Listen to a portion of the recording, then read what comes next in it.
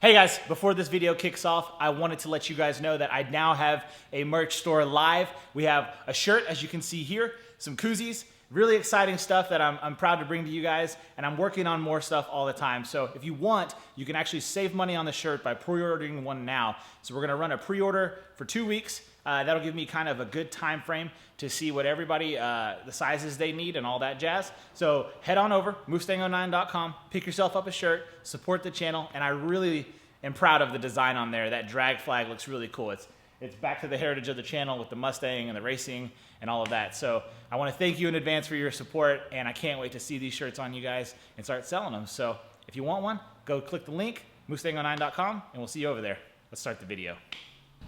I may or may not have just done a thing. Hey, what's going on, guys? It's Sean, or Mustang09, bringing you a new video, and today we are working on the truck. We are in this awesome facility. My buddy Justin, you guys remember him from the drive shaft install and the MGW shifter. He's already working over here.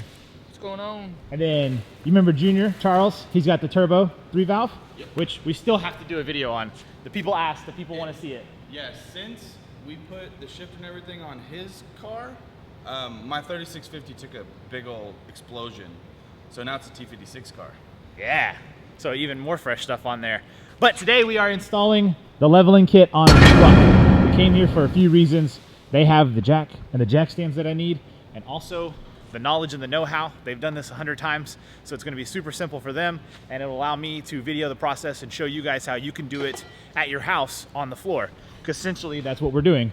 Jack and jack stands, nothing special. We may have some air tools involved, but other than that, it's all the stuff you could use at home. So we're gonna jump right into it.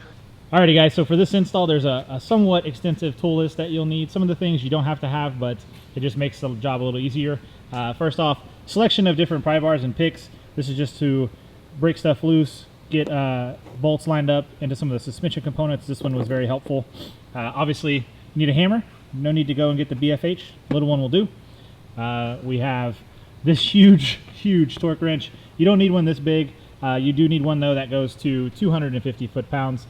And then this longer ratchet we just use to tighten stuff up.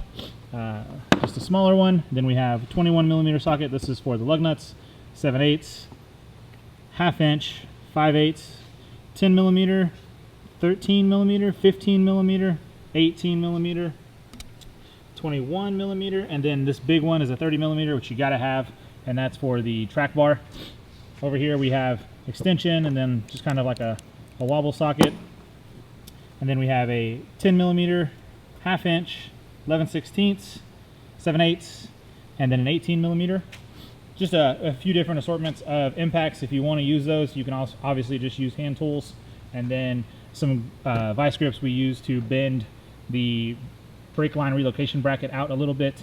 So if you don't have to do that, then you may not need these. And then just another wrench. These are all the tools you need. I will list them down in the description below. So that you can just take a screenshot of that and make sure you have everything that you need to have. Alrighty, start her off right. E-brake set. So Justin's crawling underneath, and we are going to lift it from the front differential. Get her off the ground. This is a 3.5 ton jack, by the way. I know some guys are going to ask the specifics of the stuff. For the name of the jack, it's called the Beast. Being a car guy, this scares the hell out of me to be this high up. It's off now. Oh, thank goodness. Okay, just to show you guys where we put this jack stand, it's in here. Let me get you some more light. I would call this control arm, I think. Do they call this a radius arm too? Yeah. Okay, so control arm / radius arm. The jack stand is behind that, and the bracket for the transmission. So it's stuck up in there. It's in a good spot. And then now we're gonna do the same on the other side. Because when you jack it up from the front differential, it's offset onto one side, so it obviously is gonna lift that side up higher than the other. And so what we're gonna do now is just jack up the passenger side and repeat the process.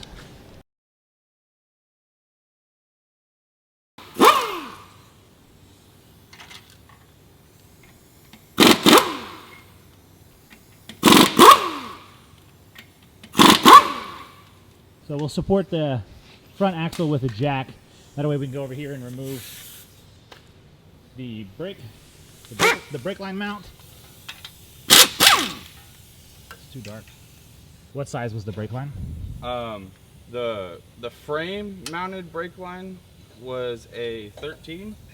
Make sure. Yeah, it was a 13. 13 millimeter and socket? then the one that mounts to the actual spring perch is a 10 millimeter bolt.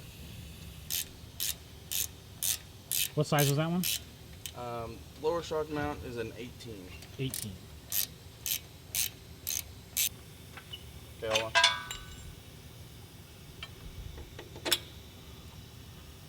Shock's clear. Okay. So now that that bolt's out, we should be free to... Well, I did read online that they like you to do the other side too, so that... Everything comes down together? Yep. Well, we got to do the sway bar.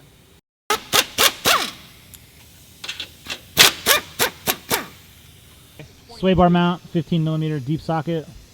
So Junior worked on the passenger side off camera. Everything is loosened up like we did on the driver's side. We went ahead and pulled another jack on this side so that we could have better control, lowering the axle down evenly. So now the process is to lower those down so that we can pull the spring and the spring perch or the mount off there.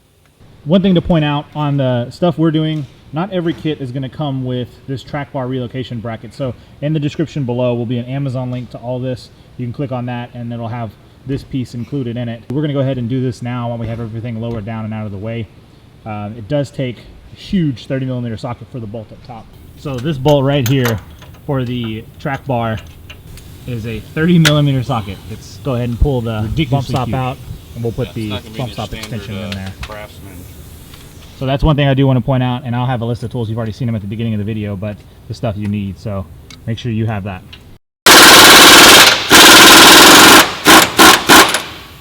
Woo! Having the right tools makes the job so much easier. 800 foot-pounds of reverse torque on that bad boy. Because you could struggle for a long time at home without it. So. Yeah. Oh, she's about to go. Bingo. Bingo bango. Then a little bit of extra love. Easy as that. So the back two right here were 18 millimeters. Yeah. And then you come up front here. Yeah. Across the front's 3 21 millimeter nuts. The good thing about those are you don't have to have a backing wrench because they're all on the same bar. So they hold each other in. yeah. So you got an extension with a swivel onto a deep well.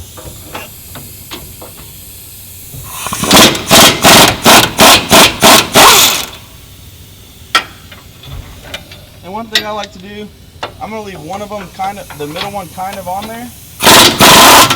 So that way, this thing doesn't hit me in the head. Coming through. Drop that bad boy right out. Easy peasy lemon squeezy. And here's the piece he was talking about on the back side. So when you're taking the nuts off, these don't spin around. Sweet. So factory one is out. Time to install this beast here. Goes back in the same way it goes on down out.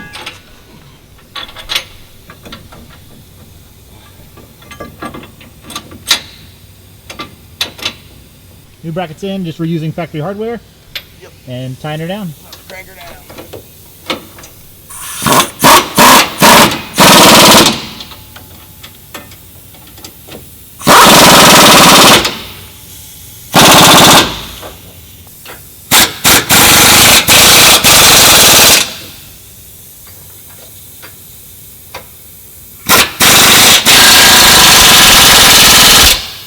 Now that the new track bar relocation bracket is in, we're going to lower the front axle down slowly, giving us room to take the springs out. I'm clear.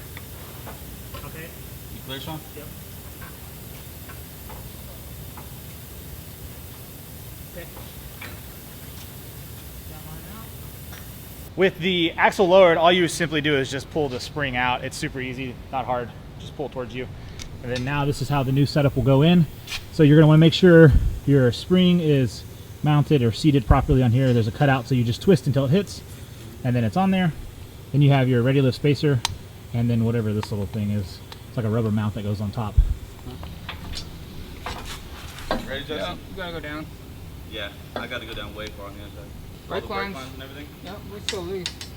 So with that in place, you want to make sure you twist it so that down low it'll seat properly on the shock or the spring bracket, and then obviously up here too, which they're in place.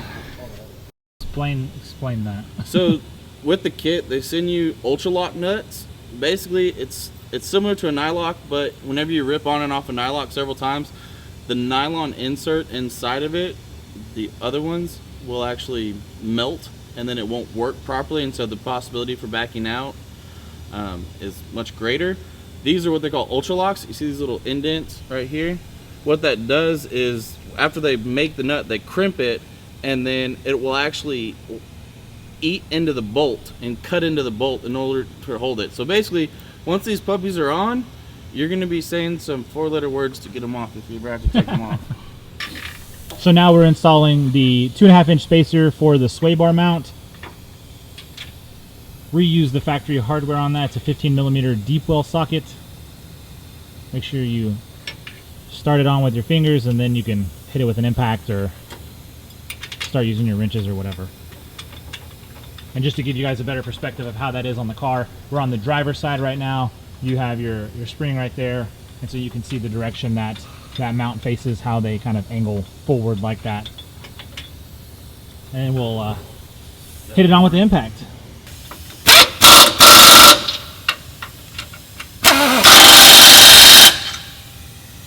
We did install the passenger side backwards, so we're going to flip that one around. You see that in the video.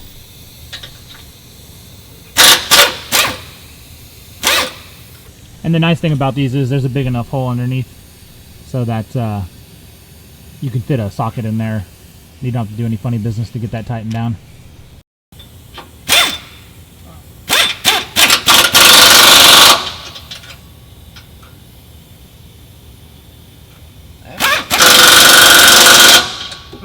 So according to the picture, whenever you reinstall the sway bar, you want to run the bolt up from the bottom, and then you want to stack as normal. Flat washer, or you want the nut, flat washer, send it through, and then on the opposite side, inside the relocation bracket, you want to do a flat washer and then that ultra lock nut.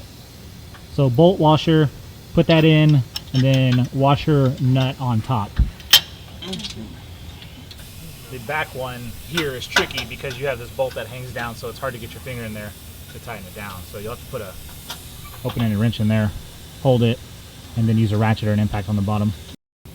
So for the bolts supplied with the kit, the bolt side is a 5/8 and the nut side is going to be an 11/16.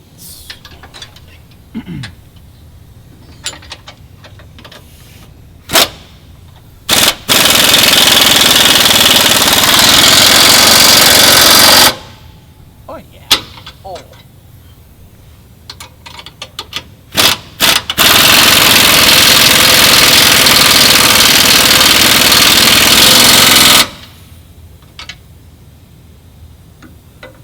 Beauty.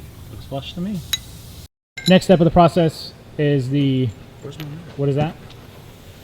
Shock the extension. shock extension. The shock extension. So again, 2.5-inch extension for the shock.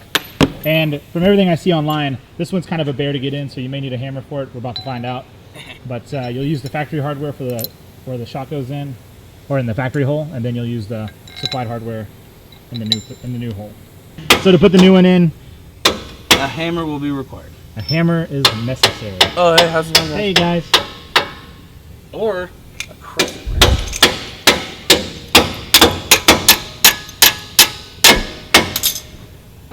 I win. No, you don't. Justin beat us on the passenger side.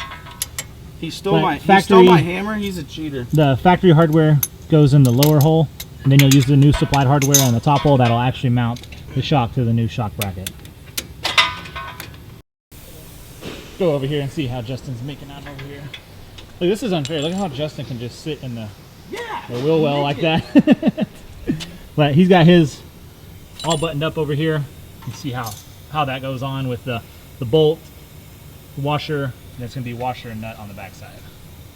Bam. So make sure you not to get the bolt in too far before you get the nut on. Yeah, so when you're putting the stuff in, make sure that you don't slap that bolt all the way through, because then you're going to have to find a way to back it out, because you got to get the nut on the back side of it. So it gets real tight up in there. Yeah. Okay, what are the specs on those? 45 pounds. So 45 pounds, but the sizing on the ratchet is 7/8 for the bolt. And then 7/8. Oh, so 7/8 on both sides for the nut and the bolt on the new hardware. I lost that bit. For the brake line relocation bracket, that's what we'll call it. First thing you want to do is pop the brake line. You can leave the clip in if you want to, or you can just pull the whole thing out. Just free that up so it has some movement to it. Then you have your relocation bracket here. This will go in the factory hole. And then the new supplied hardware will mount the existing bracket to the new bracket. And that configuration is just a bolt, slide it in, washer and nut.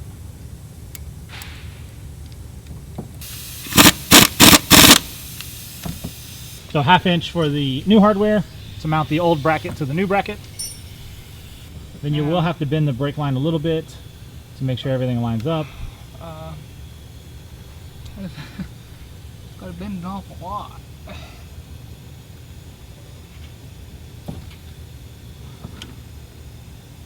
Why didn't you roll up?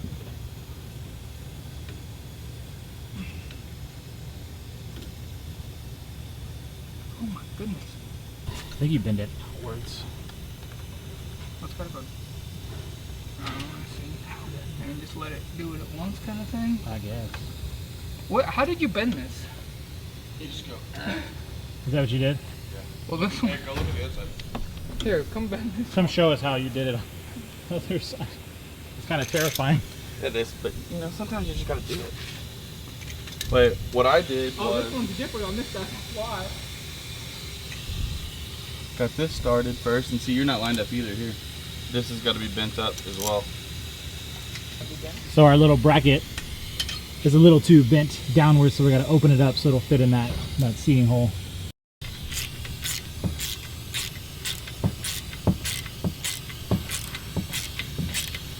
we go. Give a little love tug.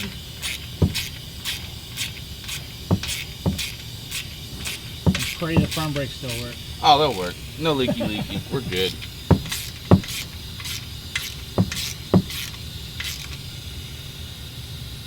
Okay. And then that little mount goes back into its spot. Yeah, it tucked up here for the brake line. Oh. Bada boom. Awesome. It's got a lot of travel. So now we're just putting the bolt back in the factory bracket down here. We took it off to allow the suspension to travel, or the rear axle to drop down without putting stress on all of your wires and your stuff down here. I'll make sure nothing's bound up. Everything's got enough room to travel, do what it needs to do. And so the bolt for this bracket down here is just a 10 millimeter. 5 foot-pounds. 5 foot-pounds. Don't strip it out. And then we will repeat the process on this side.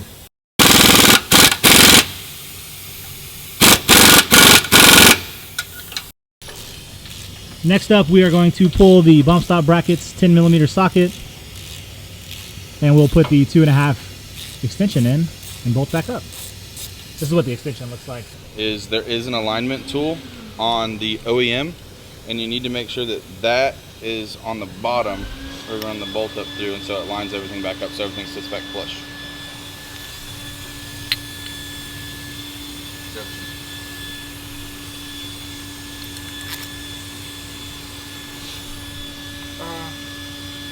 Push for a little lock.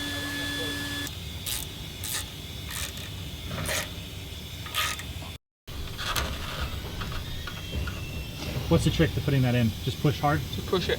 Just push hard, and you'll get the new, or the bump stock back in.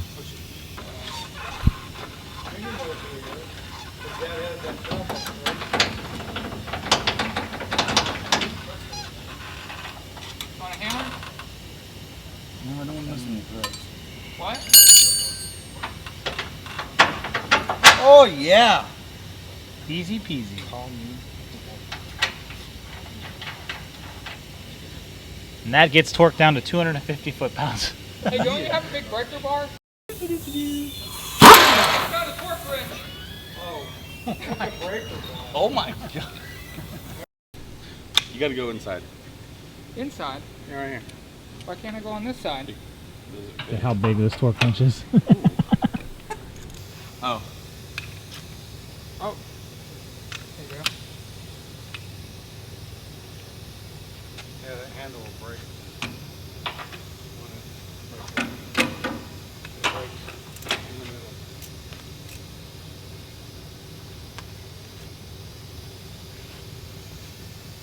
Already there, you already broke.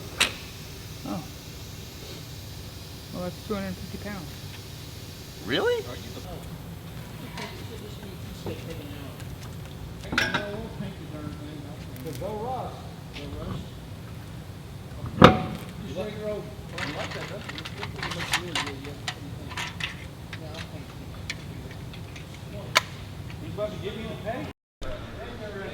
Putting the wheels and tires back on, you have to torque the lug nuts down to 165. So we're gonna get a torque wrench and put all that stuff back on. Put the cap on.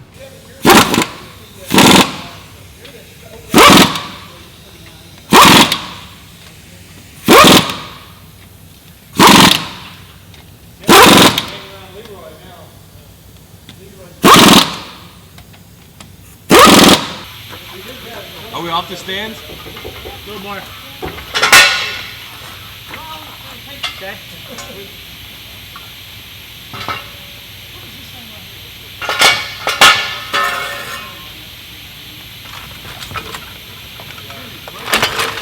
And here is the truck and its almost final form. This is the Ready Lift 2.5 inch leveling kit that is on it, and it looks great. The install was pretty simple, straightforward. These guys have done it plenty of times. They just did one not too long ago, so it was like second nature to them. They just kind of grabbed everything and jumped right in. This is the first step on project leveling the truck on 37. So there's a hint as to what's coming.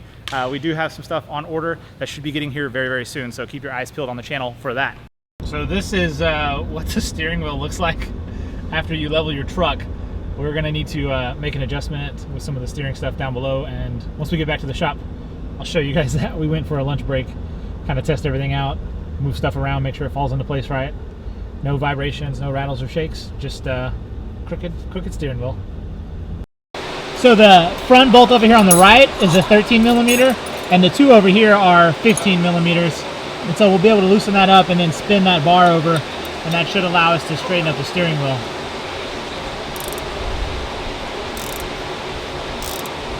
Okay, so this was bolted to the steering bar right here, and this sits in here so that it keeps it aligned right. So what we did is we took the bolt out, slid it out of the way, and this right here, you can see the threads on either side, and it'll allow that bar to move one way or the direction, changing the steering wheel and how it's turned.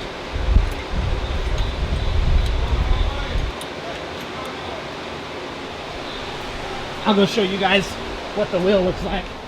It's spinning by itself. The ghost driver. So he's down there spinning that bar, which is aligning our steering wheel back. And this doesn't change the alignment of the wheels or the tires at all. It's just for the steering wheel. I think that's right. Looks good. Easy enough. Easy peasy. Alrighty guys, so it's the next day and I was going through the footage and I noticed that I forgot to do a before measurement and an after measurement. So we'll go ahead and do the after, and that way if you have this truck, you can go ahead and measure it before and you'll know. You should subtract 2.5 inches and then be able to get the correct number, but we'll go ahead and measure it out real quick. Let's see here. So from the ground to the center of the hub up, you get about 43 3/4 almost. So nice little lift. Truck looks great. I've got to say a huge thank you again to my buddy Justin and Junior Charles, and we're gonna take a look at his Mustang one of these days, I promise. But the truck looks great, all lifted and everything, and we do have wheels and tires coming for it. So project leveled on 37s should be complete really, really soon. I'm hoping they get here in the next couple of days so that we can get that stuff on there. But in the meantime, if anybody is in the DFW area and wants some stock wheels and tires, you've only got 11,000 miles on them, plenty of tread left, and they're in good condition, so just let me know. But other than that, I want to thank you guys so much for watching. If you liked the video, make sure to hit the like button. If you got a comment or a question about anything, leave that down in the section below. And if you haven't already, make sure to hit subscribe. More truck videos coming soon. After Project Leveled on 37s is done, we're going to do Project Chrome Delete. So that's a big priority of mine, just to get rid of all that shiny stuff on there, black it all out, make it look good. So thanks again for watching, boys, and we'll catch you back here next time. Take it easy. Peace.